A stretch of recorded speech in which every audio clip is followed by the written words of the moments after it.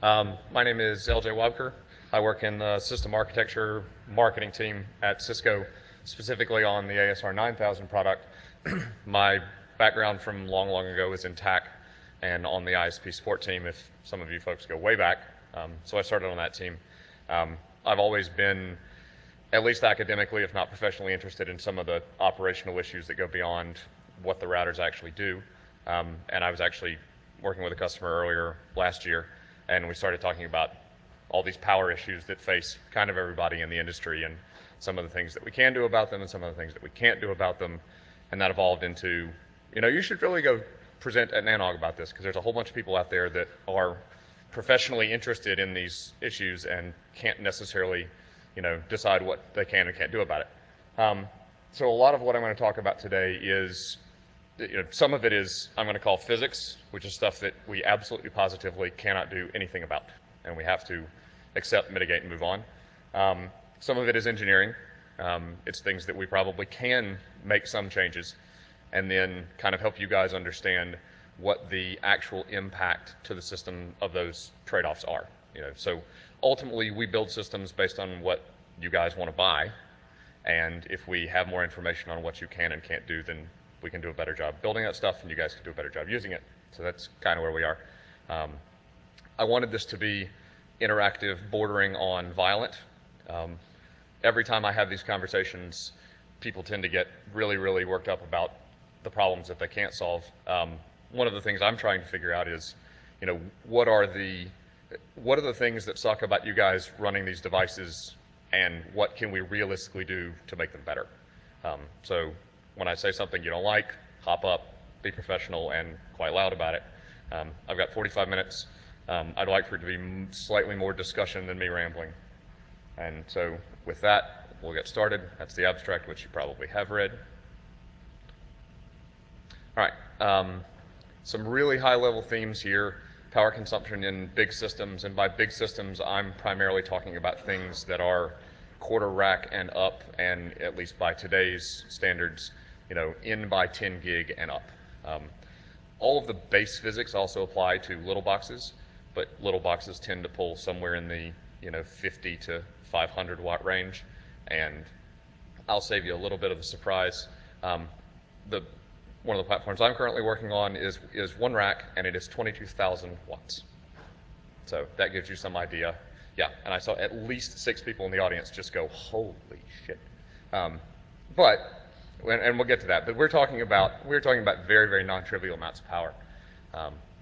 So why does power consumption matter? Lots of answers to that.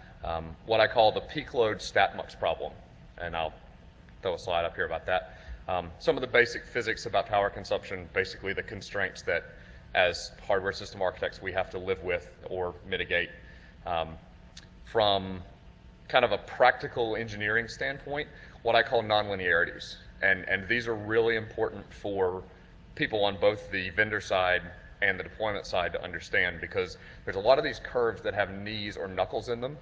And if you have some idea where those curves are, you can optimize around staying at or below the pain point, because some of these things start to get really nonlinear, and when they do that, they get really nasty. I've had a lot of questions from people that they want to know, why do these things use so much power, right? Why are you selling a 22,000 watt system? Why can't I do that in 10,000 watts? And so I'll try to cover some of that stuff, and then towards the end, I've got some specific, almost more questions than presentations around some of the standards bodies, some of the environmental requirements like NEBs, and in turn the design costs that those drive into the systems. And I want people to understand what those costs really are, and then I also want to at least somewhat open a discussion on whether those are still the right decisions to be made. So why does power consumption matter? And I think for most people the first level answer is economics. Power costs money, and more power costs more money, and in a lot of places there's a nonlinearity there as well. You get to pay X dollars a watt up to some point, and then all of a sudden X gets a lot higher. It also limits the network growth, right? You've got a data center that's got 50 megawatts. Well, once you're out, you're out.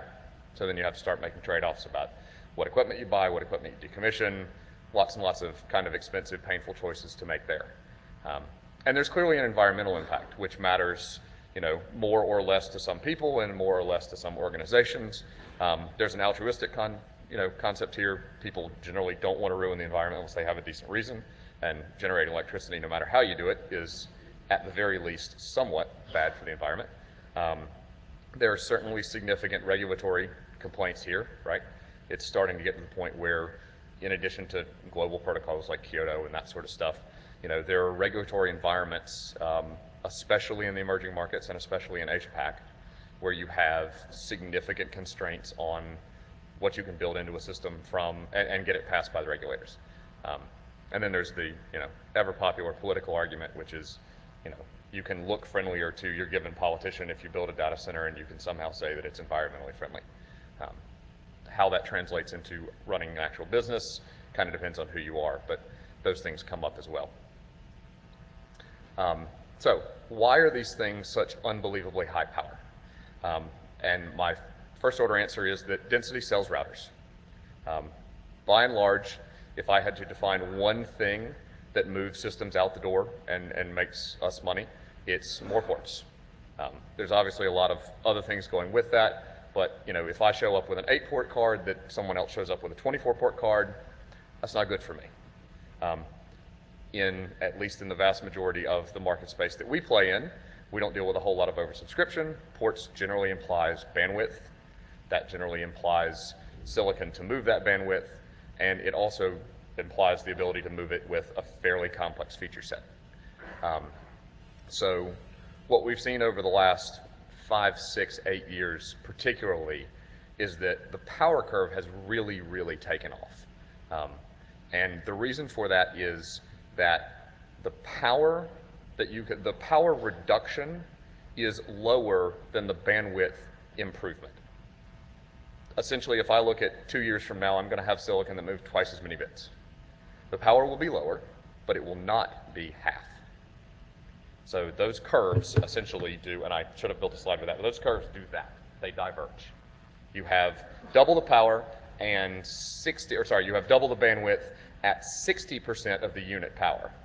So what that really means is that the unit power, essentially how many watts does it cost me to move 10 gigs with a given feature set, that number will continue to go down. That is essentially a law of physics. If you leave everything else the same, the technology will get better, the power consumption will drop. That's a great thing, probably has saved the industry up until this point. The corollary of that is that the total power of a system is very likely to continue increasing right up until the industry at large says, I can't power it. How many folks in this room think that they could put a 22,000 watt system in a rack and power it in their facilities today? There are hands that went up. There's not very many hands that went up. But when we start talking to customers and we say, is 22,000 watts too much? If half say yes and if half say no, it gets built. And I have no good answer other than if you don't have that much power, you just have to get a smaller one.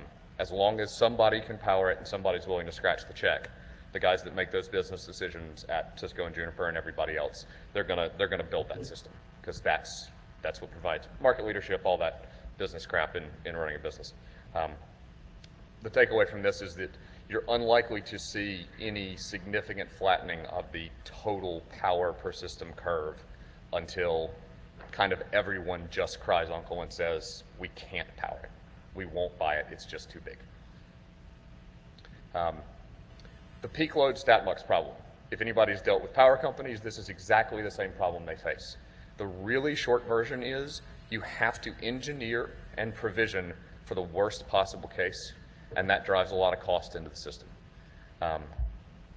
From talking with people, and this is one of the things that I want to get feedback from kind of the community at large about, is the facility cost model, and I tried to break this down into a somewhat clean algebra. It's A times X, B times Y, C plus C. A is the amount of power you actually use, right? This is the number of kilowatts that come from the utility, get spun around inside the box. Most of it comes out as heat. A little tiny bit comes out of it as photons or electrical signals that go towards a neighbor router, and off you go. But that's actually what you consume. Then there's B, which is what you provision for. It is my understanding so far, and this is where I really want to hear if I'm grossly incorrect, is that the vast majority of facilities cost and operational cost for power is what you provision. If you drop a 60 amp breaker, you're paying for 60 amps. Doesn't matter whether you use it or not. Kind of sort of nod if that's right, kind of sort of shake if that's wrong. Okay, lots of shakes. And then C is the cooling and thermal side, which most folks recognize that every watt that comes in goes out as 3.41 BTUs of heat. And if the power goes in and gets consumed, the heat's got to go out. Show of hands, how many folks think they pay for power and thermal separately versus it's just all wrapped into one number and it's based on amps? Is anybody explicitly charged for the heat component? All right, that's another assumption that I thought I had right. C is often a direct function of B. B is significantly greater than A. This kind of leads us to the stat-mux problem, which is you can't stat-mux power because I got provider A and provider B sitting right beside each other in colo. They're not willing to stat-mux.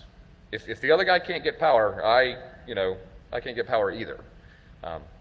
So what we end up for is essentially you end up provisioning a whole bunch of power that in reality you never use, right? Because I promise if you look at that 22,000 watt system, it's not pulling anywhere near that because that's the fourth or fifth order worst case. It's the worst case features. It's all the traffic. It's tiny packets. It's one of the fan trays is blown up so everything else is running at full speed and it sounds like a 747 taking off from Heathrow.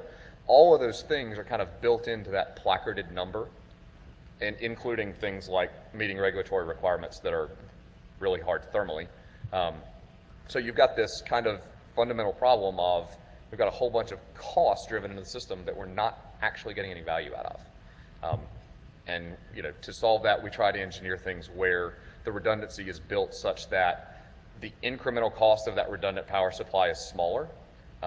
There are obviously engineering trade-offs in that. If you want to do 8 little power bricks instead of 2 great big ones, you've got to have software and hardware that can manage that. It's more individual components, it impacts reliability, stuff like that. But those are just some of the kind of high-level requirements that we have to deal with as we design these things. I always get asked, when are you going to start water cooling things? And I always say, as soon as you're willing for me to dump 600 or 700 gallons of water into your router. The answer is probably never. I won't say anything's impossible.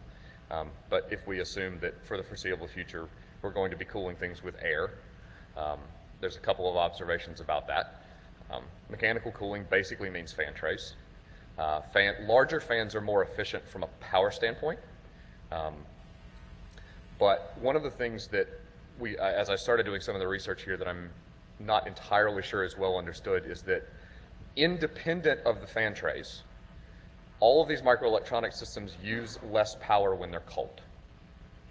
That's a kind of fundamental physics things. Resistance is a function of whatever the material coefficient is and the temperature. I think everybody knows superconductors have to be really, really cold. One of the reasons is that in order to squash out all the resistance, you have to get the amount of kind of molecular energy way down, and you do that by making things cold. So remember that, because I'm going to get to a theory at the end that I kind of want another, shake or nod on.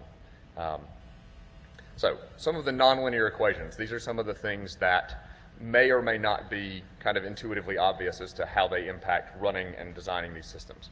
The cooling capacity on a given device is essentially how much airflow can I get across it, how large is the heat sink, basically, assuming that we have some external heat sink, it's all got a bunch of fins, and the reason that those fins exist is to increase the surface area of the heat sink because you are literally conducting heat energy from one place to another. And every time an air molecule bounces up against the heat sink, it absorbs a little bit of that energy and then carries it off because the fans are moving it around. So what may not be entirely obvious, and certainly wasn't obvious to me until I started kind of researching this stuff, is that the amount of air you can move with a fan is very, very nonlinear when it comes to how much power that fan uses. I've got a chart here in just a minute, but there's a great big knuckle in that curve. If you double the power applied to a fan, in no way, shape, or form do you double the throughput of that fan. We talk in terms of cubic feet a minute of air because air is our heat conductor. Um, Obviously, how big you can make a heat sink is constrained, right? I can't make a heat sink this tall because you guys want your line cards to be this big, right? These things, at some point, I can always make that card just a little bit bigger, and if I make that card a little bit bigger, I can make the heat sink a little bigger, I can run the chip just a little bit hotter, I can carry a little more heat off, it's a little bit faster. All of a sudden, once I cross something, now I can only put 6 cards in that chassis instead of 8, and the density becomes a step function. So you can think of kind of hardware design and system architecture as about 35 sliders that are all interrelated to each other, and every time you move one, all of the others wiggle around a little bit. So one of those sliders is very much, how do I get the heat off? If you're willing to wait another 3 months for a product, then I can get a slightly better version of the silicon that runs at 1.05 volts instead of 1.1 volts. There's a square in there as far as power consumed, power means heat, all that good stuff. At a macro level, basically everybody's playing with the same set of silicon technology and playing with the same set of materials to build heat sinks out of.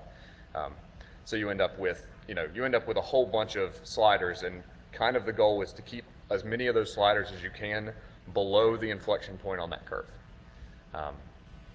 Power supply efficiency is also nonlinear. This has gotten much, much better in the last few years. We used to get power supplies that were almost constant. At low power, they were extremely inefficient. If you were running a power supply at 30% of its rated capacity, you were using something like 60% of the electricity. That's a gargantuan problem. Kind of global industry regulations like the 80 and 90% efficiency certifications have solved an awful lot of that. Almost everybody in the industry today is using power supplies that once you get up to even 20, 25, 30% load, they're up in the high 80s to low 90s of efficiency. So that's very nonlinear, but it's nonlinear mostly in a space that we don't care about. We've kind of solved that problem. What it does mean is if you have a very, very lightly loaded system and you want to plug 10 power supplies into it, then there's some efficiency lost in that because you're running all of these things significantly below their rated capacity. So this is a perfectly illustrative graph. The axes will change depending on what are the fans, what's the platform. There's lots of stuff that moves. What doesn't change is the macro shape of this curve. And this is really important. What this essentially means is, and again, in the particular box that I work on and the data that I could get handily, that knuckle happens in the low to mid 40s. This is ambient temperature centigrade. As you increase these things, in order to drive enough air over the components to keep them cool, you have to start increasing the fan. You can kind of tick up the fan a little bit at a time. At some point, you cross a threshold, and it knuckles. And it's not grossly illustrated here. It doesn't become exponential or anything like that. Where it becomes exponential is off to the right, which basically means you can't build it at all. But one of the big things that drives this behavior is that you've got 3 or 4 laws of physics that all start fighting you at the same time as you spin up these fans. In order to drive a fan faster, you have to give it more power.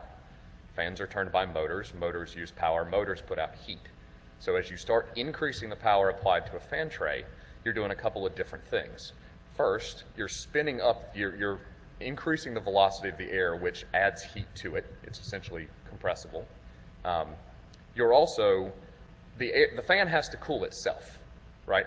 You have to be able to offload the heat that the fan motor generates somewhere into the environment. We consider the environment to be an infinitely large heat sink. That's a gross oversimplification, but that's essentially, from a physics standpoint, how these things are built. So as you do that, as you spin these things up, the fans start to generate more heat. Well, as the fans start to generate more heat, not only do you have to in turn then pull more air through it to get rid of that heat, but now, once it's come past the fan tray, the air that used to be at 40 degrees centigrade, well, now it's gone through the 2 fan trays, assuming you have a push model. If you have a pull model, physics is the same, it's just signs at a different place. But you pulled all this air across the fan trays, which are warm. And now, instead of trying to cool your components with 40 degree air, you're trying to cool your components with 42 degree air. The other thing that gets you is, so the junction temperature is essentially how hot you can run an ASIC or a microchip or something like that before it freaks out and melts. Lots and lots of variance in that number. It's somewhere between 80 for really low grade stuff, and low grade meaning that's the bottom end of the range. Anywhere from 80 to 130 degrees centigrade, something like that. What that basically means is if I let the actual silicon layer of the microchip get that hot, it will fail. And it will fail catastrophically. It will melt. You'll never get it back. Someone lets the magic smoke out, call Cisco, you're getting an RMA.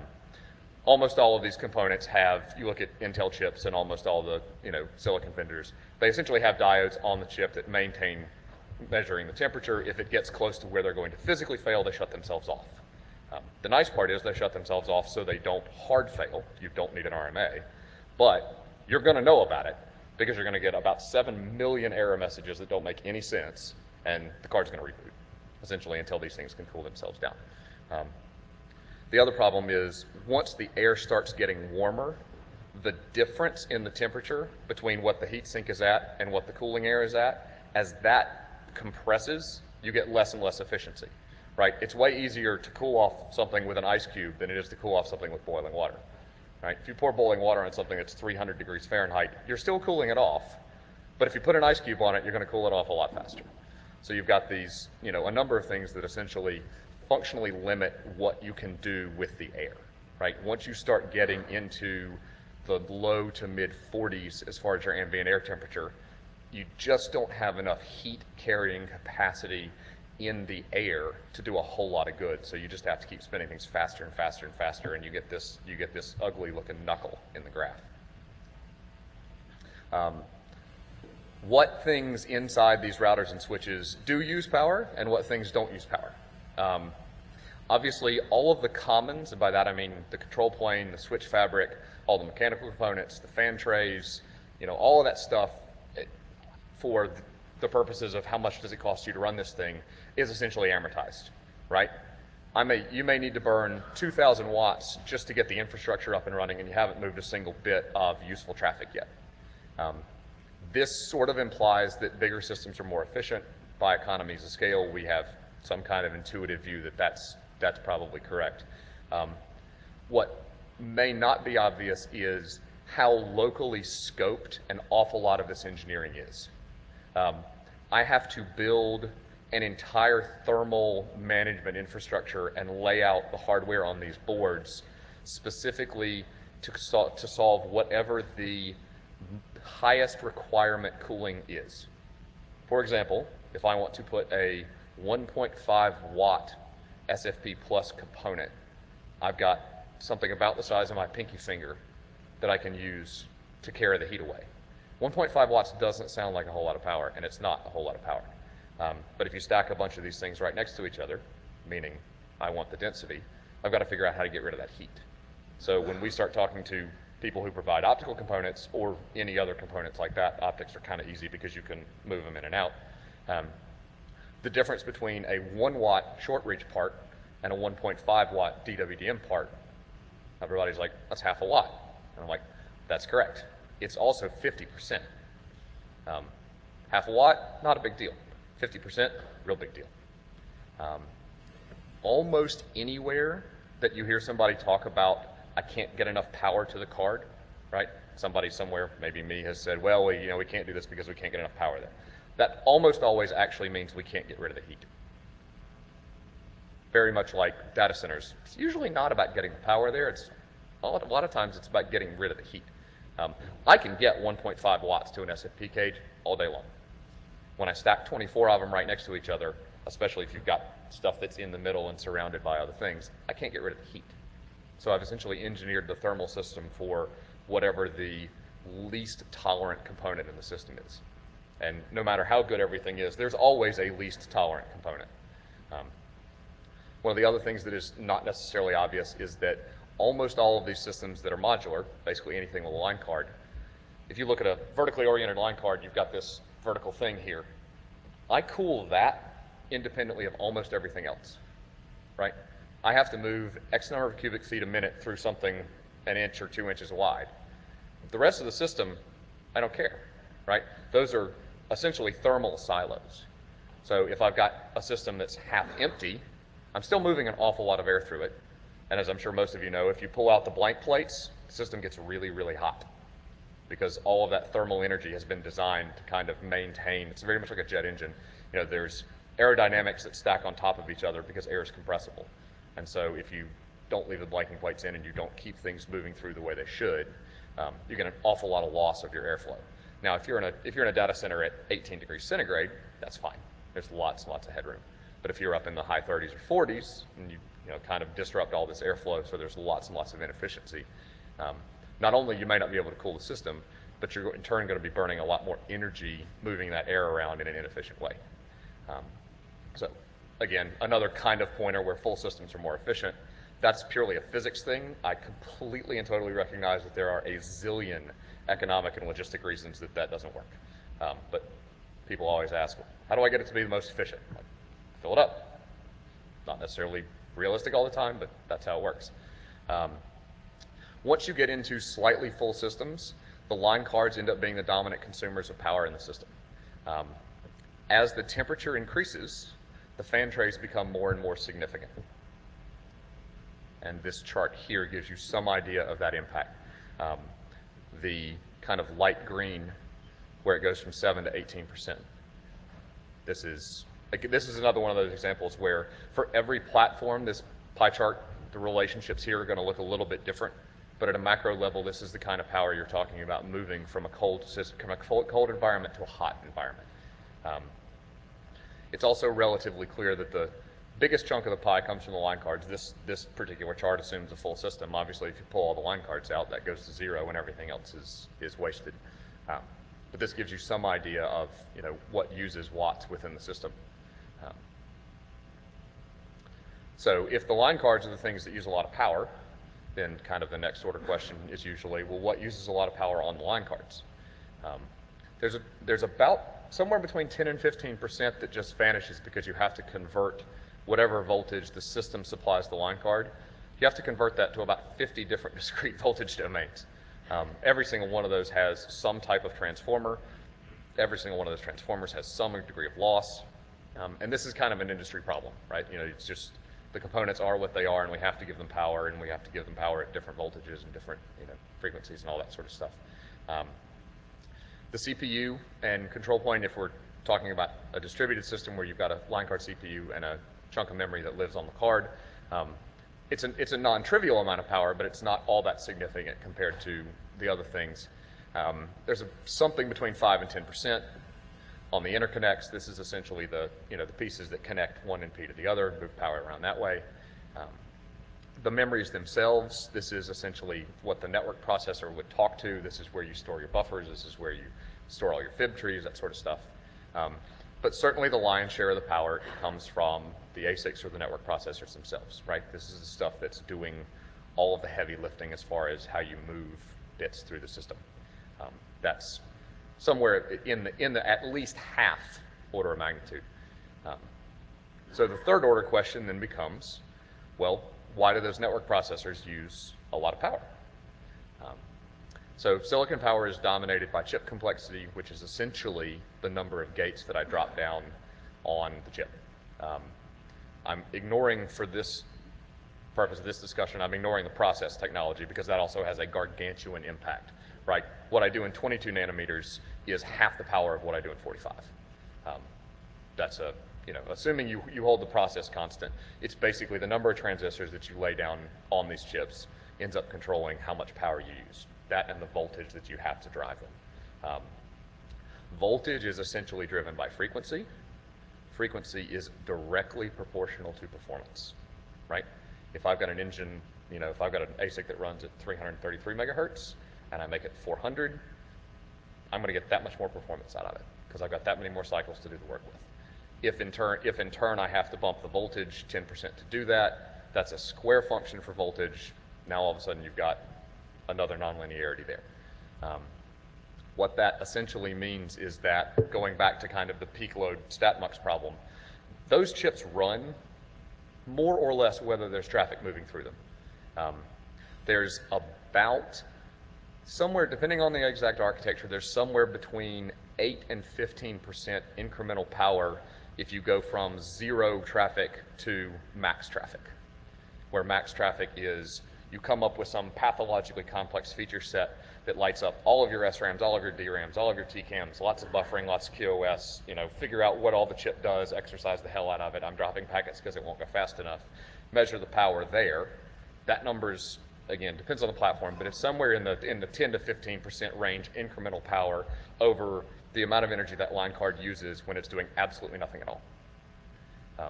So that gives you some idea that it's not as much the traffic that's running, it's really a function of what is it engineered to do. If I build something that is simple, if I want to build an Ethernet switch, and the only thing that it knows how to do is take an Ethernet frame, look up the destination address, and put it on a wire. That's an exceptionally simple feature set. I can do that in an exceptionally small number of gates. I can put it on a silicon, throw a dump truck full of bandwidth at it, put it in a little tiny box, call it Linksys or D-Link, and sell it at Best Buy, right? And those things pull 20 watts. You can probably, I ought to go measure it. I don't know what the unmanaged 16-port line rate, if the packets are big enough, 16-port giggy switch that sits in my office at home pulls, but I'm willing to bet it's 20 or 30 watts, right? You're talking about a light bulb. If I want to do that same thing on a carrier class 9K, CRS, MX, that class system, you ain't doing that for 30 watts. You're probably doing it for 30 watts plus a zero, because the amount of work that has to go into just having the capability to do all those features is absolutely not trivial. Wrapping back to kind of the industry problem, what this really means is at some point when you make that decision to put in a box that's a little more flexible and a little more capable as opposed to a little simpler and a little faster, there's a power hit that comes with that, and at a physics level, you're never going to get away from that, right?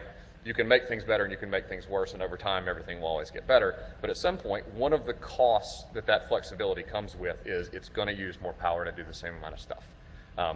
As an industry, and you guys tell us what to build by what you buy. That's just like the analogy I use all the time is the airlines, right? Why does air travel suck? Air travel sucks because we all go to orbits and hit sort by price. And that sends an unmistakable economic signal to the airlines that the only thing we really give a shit about is the price. Same kind of thing with any business, right? What people buy determines what we build. We kind of react to that. With that, I give you the NANOG fable of the Porsche and the Prius, right? If we look at a 2010 Prius, power is about 98 horsepower. It weighs just over 3,000 pounds. It'll go from 0 to 100 kilometers an hour. I did half of it metric for all my European friends in just under 10 seconds. Costs you about 25,000 US, gets about 50 miles to the gallon.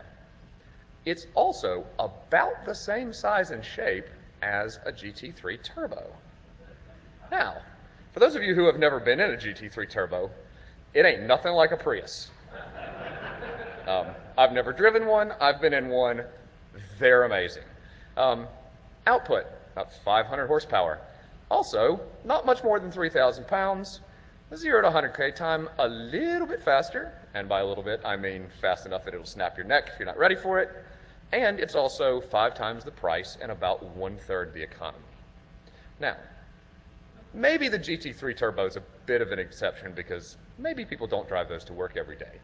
But if you live in the Bay Area, and I don't, but I visit a lot, there's an awful lot of 911s driving around. There's an awful lot of 911s doing 15 miles an hour up 101 with the rest of us. Right? Now, the moral of the story is the guy driving the 911 at 15 miles an hour up 101 is not getting 50 miles to the gallon, even though he is still just moving his 180 pounds and his car's 3,000 pounds, 15 miles an hour. He is doing essentially the same amount of work at the same time. The difference is that he has the ability at the top end to do far, far, far more work, and lots and lots and lots of incremental engineering cost went into providing that capability, even though he's not using it. That's the same kind of model that we have to deal with, and so we are constantly asking ourselves things like, is another 10% of packet rate performance or another 10% performance increase on some feature, is it worth the costs that are added? The costs come in dollars, the costs come in watts, the costs come in physical size, the costs come in weight. You move that performance slider and everything else kind of shifts the other way. Same kind of model, but that's one of the things that, as we interact with the industry, we need better input, especially when it comes to power, because that one has changed. We're relatively okay with performance. We know it's never fast enough, but by and large, if we didn't build it well enough, I don't think I'd be sitting here talking. So by and large, we have some pretty good idea of how the performance thing works. We're getting lots and lots and lots of input that the power is too high. What we're not getting is corresponding input as to what's the right thing to give up to get the power down. Same kind of an idea, right? Everybody wants a 911 turbo. Everybody wants 80 miles a gallon. You're not going to get both at the same time.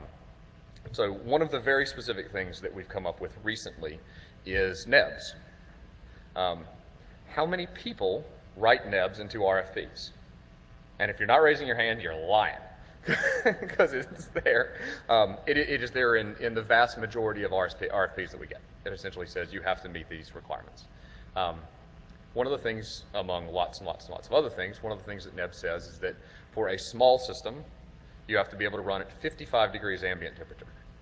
55 is really, really hot. 50 is not much cooler. NEBS is kind enough to say that you only have to provide for high temperature operation for a short period of time.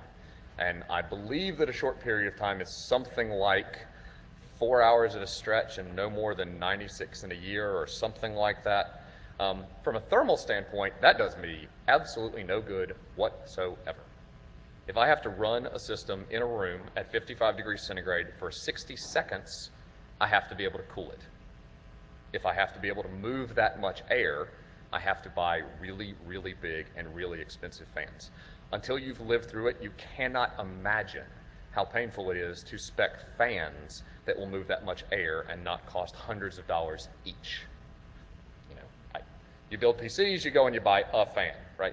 Doesn't work that way in this part of the universe.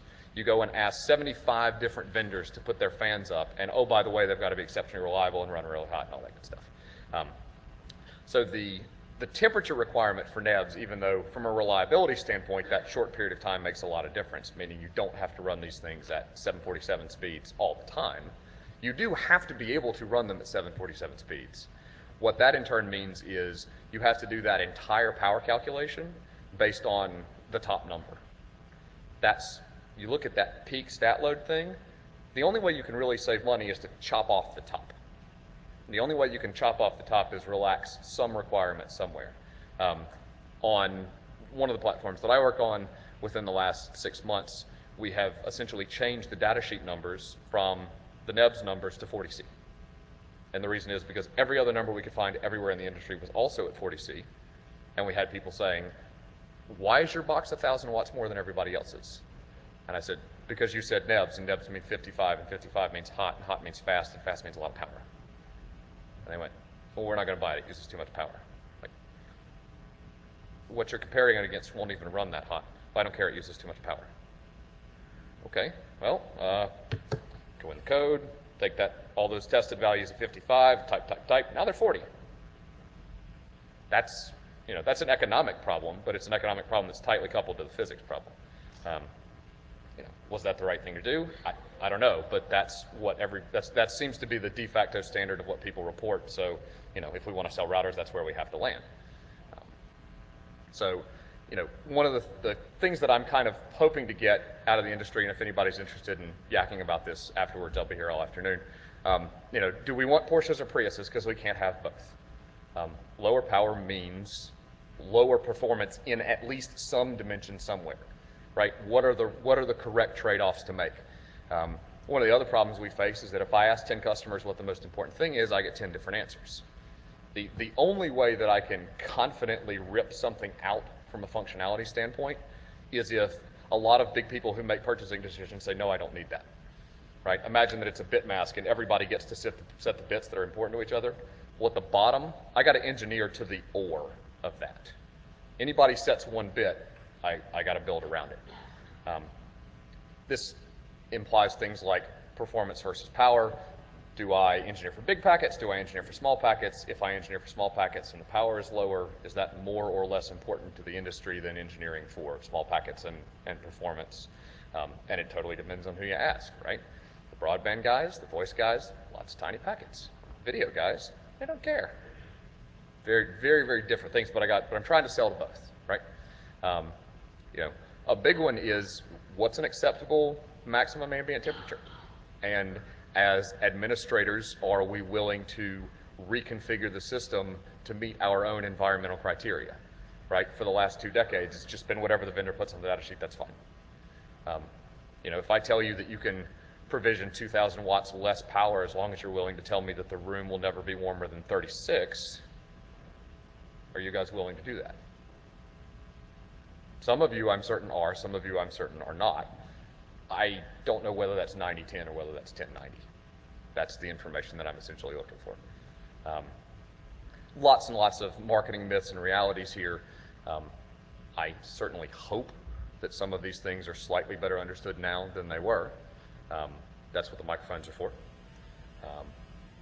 And then my personal cry for help. One of the things that challenges us is it's really, really hard to get data, because I have a lab and I have some systems and I have an environmental test chamber. What I don't have is hundreds or thousands of devices outrunning real live traffic and real live networks. So if you're interested in helping me get data, I'm more than interested in helping you get it. It's non-invasive, it doesn't take very long. I can essentially hand you a list of commands. At least if it's Cisco gear, I can hand you a list of commands to get me the stuff I'm interested in. And I will shower you with plaudits and all that good stuff. Ideally, in the next 2 or 3 nanogs, what I'd like to come back and do is provide a bunch of actual data, that people have helped me collect and see how much this fits what we think. There's a lot of things going on where, our testing is essentially based around boundary conditions and compliance, right? I have to meet NEBS, I have to meet ETSI, I have to meet EN 608040905 Part B or whatever the hell it is. We have to engineer all that stuff. We just, the business dictates that we don't have tons and tons of time in the test cycle to go off and explore all these incremental cases that look kind of sort of like what real networks are. There's a lot of work going on in improving the instrumentation of the systems, getting to the point where line cards can tell you much more accurately how much power they use. Line cards can tell you how hot they are, all that sort of stuff. But by and large, we just need more data, and more data means both physical data, what are you doing with these systems in production, and we need more business data, which is what things do you care more and less about. The trend for the last 5 years has been we care about density, we care about performance, we care about reliability, we care about something, and we care about power. Well, if that's the order, then that's fine. It just means that power is going to be the last thing on the list. If that's changing, and we know that it's coming up the list, but at some point, if it crosses one of those other things, that's the information that we need to build the right stuff. So that's all I have. Microphones, Rotten Tomatoes, as you wish. If you have any interest in helping me collect some of the data, come and find me afterwards. Email address is on the slides. That said, fire away. Hi, Jake Kuhn, IP Infusion. So most of your presentation is, of course, and probably rightfully so, centered around power consumption based upon hardware design and hardware particulars. Have you done any research into what the effects would be in terms of making the software side more efficient? Or is that kind of data lost in the noise? From what we have started doing is looking at software that can control the hardware, doing things like, is there a way to run these chips at lower frequencies when they're not busy, right? The Intel laptop model, right? It runs at 600 megahertz when you're not doing anything and spikes up to 1.6 when you are. One of the things we need to know from you guys is, are you willing to accept the fact that that transition is not instantaneous? And if I'm sitting there running at a low clock rate and you press play on the Ixia, and if it takes me 200 microseconds to adjust the clock rate up based on that, I might drop 10 packets that I wouldn't drop if I was running at full speed. My gut feeling there is that the vast majority of people who sit and think about it know that the answer is yes, sure, that's fine. I want those watts more than I want those 10 packets in a step function case. Excuse me. The problem is that the folks who test systems and yell at us about performance don't necessarily look at it that way.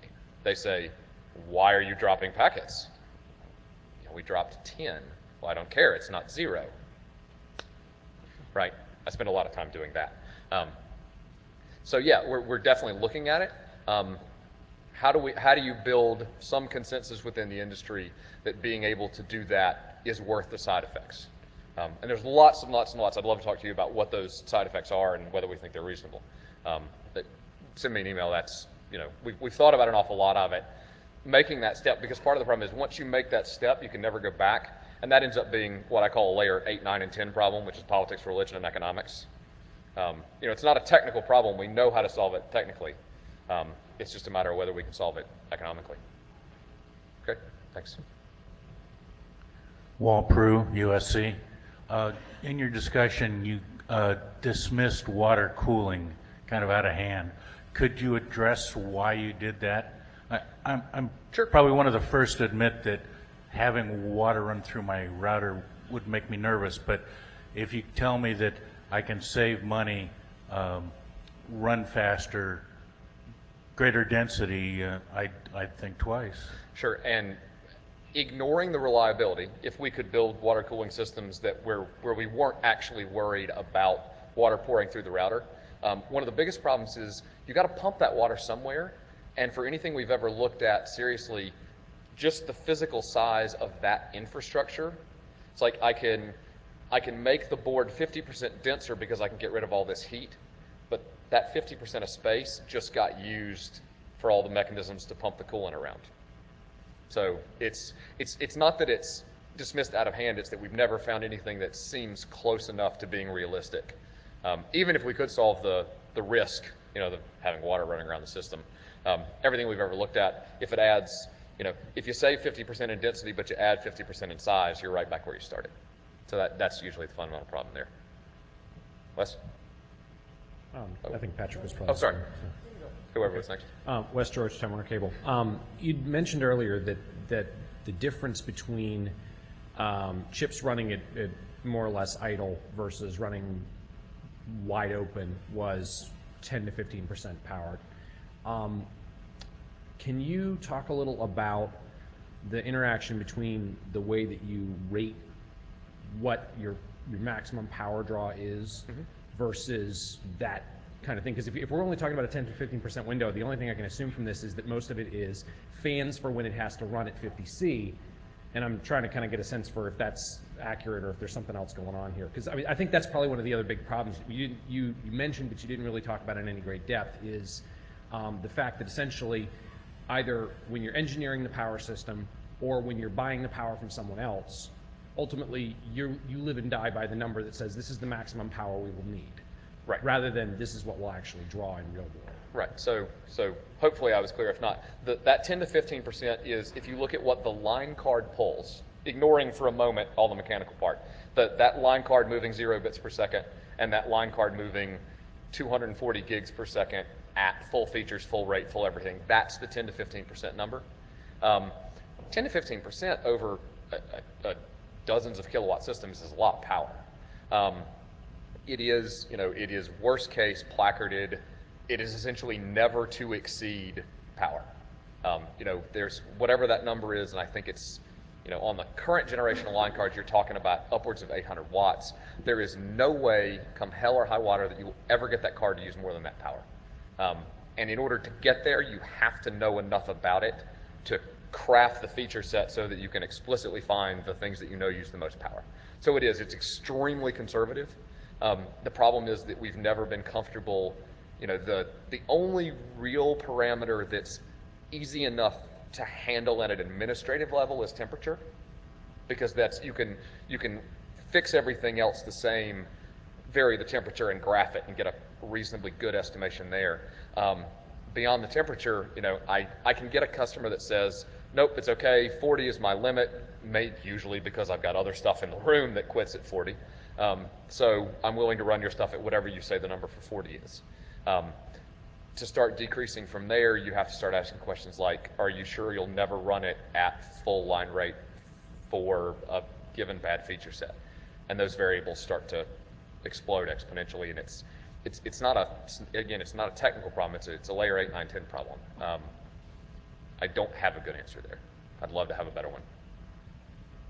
I guess just to follow that up, I guess the question I would pose for the folks who, build and manage big buildings that hold routers of all stripes, is, what's realistic in terms of being a little more aggressive on these numbers. When we're talking about the intersection between how much power you have to be willing to provide versus when you actually trip circuit breakers and things like that. I think there's probably some wiggle room in there, and it would be really helpful to have a better sense from the folks who actually engineer those systems what that wiggle room is. And there's a lot of that even built into electrical codes. There are places in the world where you can't provision a 60 amp circuit breaker unless you can deliver 70. And then again, that peak load, every time you move that up, it's that's kind of an industry-wide thing that we can all kind of drive together, but it's messy. Whoever's next, go ahead. Hi, Patrick Gilmore, Akamai. Two quick questions, at least I hope they're quick. If not, then you can not answer them. The first one is, you said that you had to do all your customers look at the bitmap and do the OR. There's many times where you have features off to the far right or left that have one customer on them. Have you considered, for instance, Jake's talking about software features Cisco used to have, different iOSs. Right. Have you considered different hardware revs? And I understand why you want to do one thing, but you could, for instance, create something with a daughter card. And in fact, some vendors do this today with SSL offload, things like that. Right. And then the guy on the far end of the bell curve can decide whether or not he wants to use a slot or a power or whatever for that. But the rest of us can get that savings and lower that complexity. And the short answer is yes. And as we work through kind of the next, remember that anything hardware design is 3 to 4 years of lead time. But the next set of things that we're working on all of our medium and up platforms has, to some extent, exactly that. It's things like I can turn some of this stuff off if I find something where I can save, a memory device. Some of those things I can get more density for less power. So there's a lot of that conversation going on now. Generally speaking, other than top-end performance and to a lesser extent scale, there's not a whole, the features in and of themselves don't help, because it's not any harder to do, generally speaking, it's not any harder to do feature X than feature Y. But things like, if you're willing to tell me that you're perfectly happy running a system with a few thousand labels and a few thousand routes as opposed to a few million and a few million, now I can start depopulating hardware devices and capturing both board real estate and power, and that can start to make a significant difference. At least the part of the universe that I've worked in, Cisco, we have a long and proud history of building feature light or core only type implementations and then getting absolutely savaged for the fact that they don't do everything under the sun. So that's a significant business issue. But yeah, to answer your question, we're absolutely looking at different hardware revs that do different things. And finally, have you looked at doing weird and crazy things? I mean, just like completely out of the box things, such as like not putting fans in, but having an attachment that the colo provider could give supercooled air into at very high speed, and that way you can remove all that electronics, the mechanicals, you have no moving parts, and a gigantic Liebert is much better at cooling things than your fan. We've talked about it. There has to be enough momentum in the industry to solve the upfront development cost. If you tell me you can pipe in X cubic feet a minute at 0 degrees centigrade, I can totally engineer for that. Getting everybody to agree on what that is a big non-technical problem. Yeah, but if your router Patrick, costs a lot less, it'll go better. Thank you. Sorry. So at the beginning of the talk, you asked the question of, would you engineer a rack with 20 kilowatts of power? Okay. So suppose I've got a rack and my nameplate rating on all of the gear is 8 kilowatts. Mm-hmm. And for high availability, I've got dual power supplies, which means I've got dual feeds. And I need to protect so that if one of those power supplies goes away, the 8 kilowatts will work on the other one. Right. So I now have 2 8 kilowatt feeds. National Electrical Code says that you've got to have a 20% overhead for continuous load, so now I've got to pay for 2 10 kilowatt feeds The nameplate rating on my gear is 8,000 watts, but real paying world, 20. if I put an ammeter on it, I'm likely to be pulling maybe 1,500 to 2,000 watts. Yeah. So the answer is, yes, you can put 20,000 watts in a rack. You're really only pulling 2,000 watts out of that rack. The data center operator who is selling you power is delighted to sell you power at the rate, as assuming that you're pulling 20,000 watts, but you're really not. And that's a layer 8, 9, 10 problem. I don't know the answer to it. But that's in reality. So yes, you can say, oh, there's a rack that's designed, I got enough breakers for 20,000 watts, but no way in reality. And we are more than happy to placard things at whatever you guys want. And I'm dead serious, right? I mean, that's exactly what we just did. We essentially moved the placard because the placard was originally the 55C number and it was way too high. And we had a whole bunch of people clearly say, that's too high. I don't need 55. I want that 6, 8, 1,200 watts of power back. And, how far down we go is completely up to what you guys tell us. But yeah, I totally agree. You've very clearly identified the problem. I'm not sure what the solution is you either. need some buffer because when you first turn the gear on and the fans are all running at speed and you got disk drives spinning up in servers, that's a good point. For what it's worth, on anything that's relatively distributed, the inrush power is below the steady state, because not everything powers at once. So you can kind of throw that problem out, at least on distributed systems, because not everything boots at the same time. Okay, Louis, last question over there, and then we need to close the meeting. Okay, Louis Lee, Equinix, exchange provider. We're already working with Joel Jurgen in your router design group to do the designs. I would urge you to get in touch with him to talk about what we've already talked about, which is perhaps even to work on a cabinet design to house your equipment where you can redirect airflow more efficiently. Great. Possibly the water cooling. There's issues with using refrigerants in a commercial center, but you should also do the same with other providers, and I would urge other vendors, hardware vendors, to talk to us and other exchange providers on the facilities issues. Yeah, no, that's fantastic. If the broad requirements and capabilities of the environment change, we can absolutely and would love to engineer around that, because that's, if we relax that high level environmental requirement, that makes our life easier. Thank you, Dave. Thanks, everybody. Thanks.